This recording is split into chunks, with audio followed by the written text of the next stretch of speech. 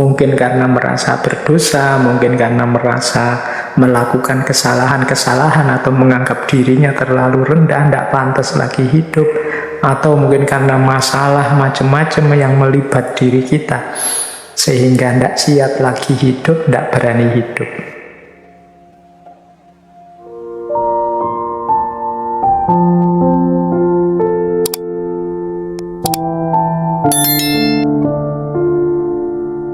Assalamualaikum warahmatullahi wabarakatuh. Bismillahirrahmanirrahim.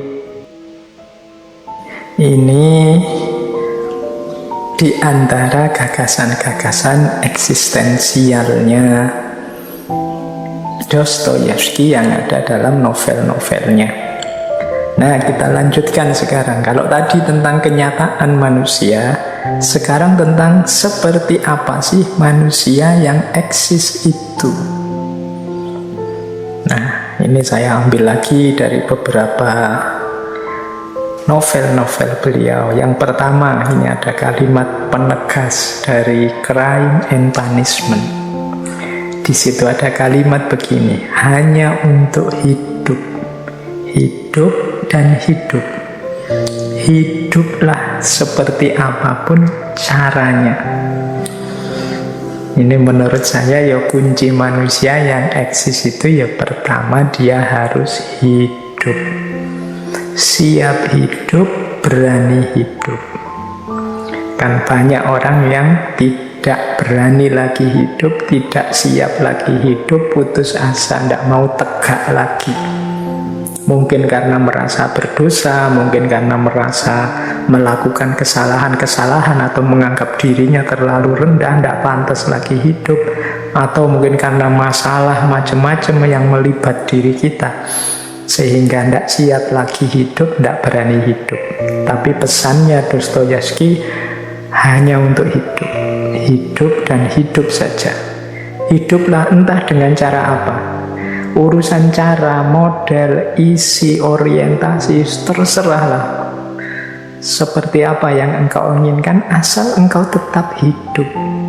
Jadi dasarnya ini dulu. Kalau kita sudah tidak mau hidup, tidak siap hidup, apalagi untuk eksis. Kalau bahasanya Nietzsche nanti kan ada istilah mengiyakan hidup. Jadi ya, aku ini makhluk hidup. Aku ini punya kehidupan yang harus aku syukuri, aku rayakan. Entah bentuknya apa, entah isinya apa. Nanti kita bahas belakangan. Yang penting hidup dulu. Makanya nanti dalam The Brother Karamazov yang membahas Karamazov bersaudara seperti saya jelaskan tadi ceritanya, ada kalimat begini: menurutku, aku bisa menahan apapun kesedihan hanya untuk mampu berkata dan mengulang kepada diriku sendiri di setiap waktu bahwa aku eksis. Di tengah ribuan rasa sakit, aku eksis. Aku tersiksa di atas beragam penderitaan, tapi aku eksis. Meski aku hanya duduk sendiri di atas pilar, tapi aku eksis. Jadi apapun situasi kita, kondisi kita, mari tetap eksis. Eksis itu berarti menjadi diriku. Nah, ini lanjutannya. Jadi dasarnya itu hidup. Kemudian yang kedua menjadi diri kita sendiri. Itulah eksis. Meskipun pahit, meskipun sedih, meskipun menderita, meskipun penuh rasa sakit, tetaplah jadi diri kita sendiri apa adanya, tidak palsu. Nah, jadi itu semacam level yang meskipun ini dari novel yang berbeda.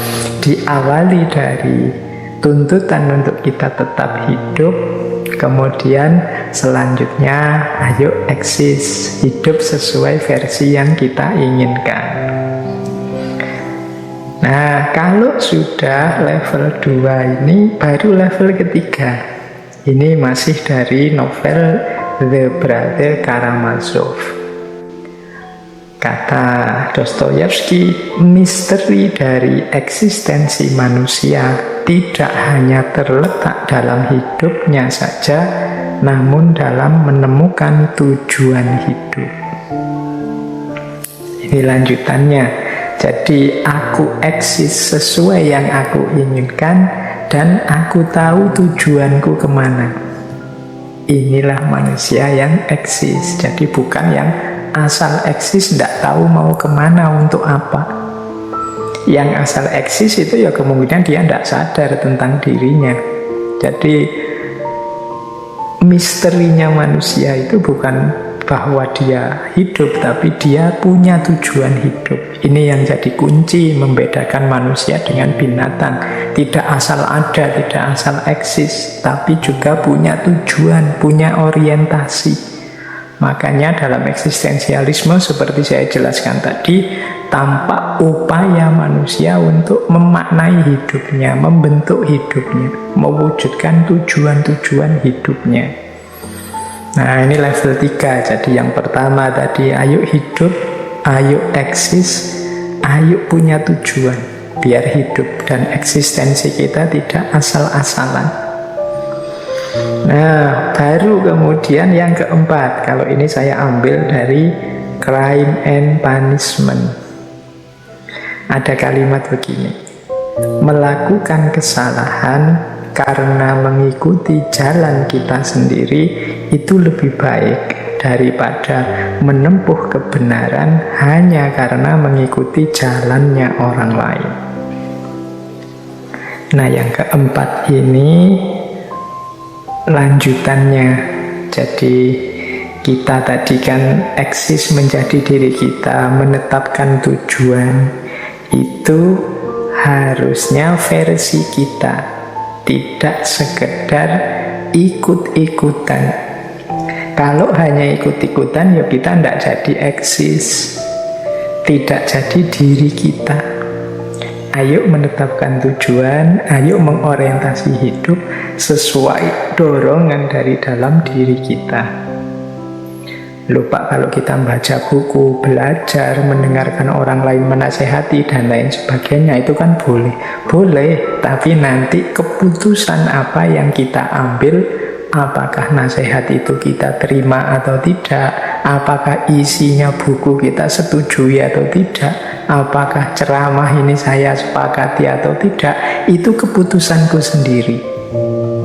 Tidak sekedar karena aku ikut begitu saja, aku manut saja orang ngomong apa, bicara apa, enggak. Ya, semua yang lain itu pertimbangan-pertimbangan saja. Nah, keputusannya ada di tanganku. Jadi, selanjutnya kita diajari dalam Crime and Punishment itu memutuskan sendiri, milih jalan sendiri. Kalau terus ternyata salah, bagaimana? Ya, melakukan kesalahan setelah kita putuskan sendiri itu lebih baik daripada benar tapi hanya mengikuti orang lain. Karena benar mengikuti orang lain itu nilainya turun, kebenarannya. Kita hanya pengekor, pengikut. Ya, ilustrasi mudahnya yang sering saya pakai kan kalau ada anak misalnya masih balita, sholat, itu kan ikut-ikutan orang tuanya ke masjid, ikut sholat. Tapi kan kesadaran untuk sholat ini belum muncul dari keinginannya sendiri. Nilainya kan berbeda dengan orang dewasa yang sadar kemudian mau menjalankan sholat, memutuskan untuk sholat. Nah, nasihatnya Dostoyevsky ini arahnya ke situ. Keputusan kita kadang salah, tapi ketika itu keputusan kita sendiri, kita mantap. Meskipun salah, ya nanti kita revisi. Jadi, ya persis kayak kita jalan misalnya, kok terus kecemplung sumur. Itu kalau jalannya karena kita milih jalan sendiri terus kecebur sumur, itu kan ya memang pilihanku sendiri, resikonya tak tanggung sendiri. Tapi kalau kita jalan hanya ikut orang, tidak sadar orang ini mau kemana, tiba-tiba kita kecebur ke sumur, itu kan ya jengkelnya double. Sudah hanya ikut orang lain, kejeblos lagi. Kalau tadi milih jalan sendiri, kejeblos kan lega. Ya memang pilihanku, resikonya ini. Tapi kalau hanya ikut orang lain, kita kejeblos. Dan kita menanggung resiko basah di dalam sumur, padahal itu awalnya bukan pilihan kita. Itu kan lebih pahit. Makanya mending mengikuti jalan kita sendiri, lebih lega, lebih eksis, karena di situ kita tampil tidak hanya ikut orang lain, kita tidak hanya tenggelam di balik bayang-bayangnya orang lain. Nah, ada lagi satu kalimat yang saya ambil dari Notes from Underground tentang orang yang eksis ini. Ini mungkin bisa disebut tahap yang kelima ya. Aku katakan, kata Dostoyevsky, biarkan dunia meluncur ke neraka, namun aku harus selalu menikmati tehku. Ini persis seperti Albert Camus yang dulu kita bahas kan. Wah, ini dunia ini betapa absurdnya. Enaknya bunuh diri apa ngopi saja. Ya sudah, aku tak milih ngopi saja. Ini maksudnya apa yang terakhir ini? Ini kita diminta untuk bisa menerima dan menikmati hidup apapun situasinya. Jadi mungkin pahit, mungkin menderita, mungkin penuh kesedihan, ya kita terima dan kita nikmati. Jadi karena memang itulah hukumnya hidup ini. Jadi ini level kelima kalau kita ingin eksis. Yang pertama tadi, ya betapapun kita harus tetap hidup. Yang kedua, hidup dan sekaligus eksis. Jadi tampil menjalani hidup sesuai keinginan kita. Yang ketiga, punya tujuan, tidak asal saja. Yang keempat, tidak tenggelam, tidak hilang di hadapan orang lain, tidak hanya ikut orang lain. Dan nanti yang kelima, apapun hasilnya, meskipun dunia ini pada akhirnya betapa rusaknya, betapa kacaunya sampai mau kiamat, tidak apa-apa. Aku tak milih ngeteh saja, ngopi saja. Masih bisa menikmati hidup, masih bisa kita bersyukur. Nah, inilah cirinya orang yang eksis, orang yang mampu menjadi dirinya sendiri, orang yang hidup dan punya tujuan.